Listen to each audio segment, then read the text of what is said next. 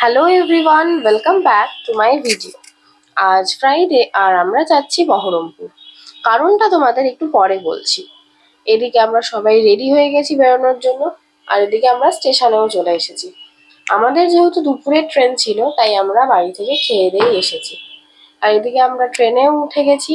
আমরা তিনজনেই জানলা ধার পেয়েছিলাম বসার জন্য, তাই সবাই মিলে বসে রিল্যাক্স করতে করতে চলে যাচ্ছি। এদিকে আমরা চলেও এসেছি অনেক দূর।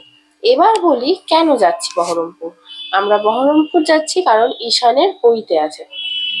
9 তারিখে 9 ফেব্রুয়ারি হচ্ছে ঈশানের পৈতে। তো সেই কারণেই বহরমপুর আসা।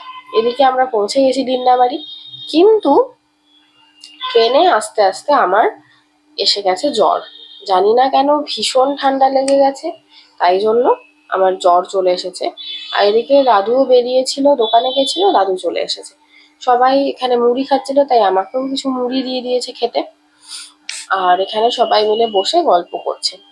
আমি আরো কিছু ভিডিওস নিয়ে আসবো যেগুলো খুবই এক্সাইটিং, পৈতের ভিডিও নিয়ে। Till then, tata.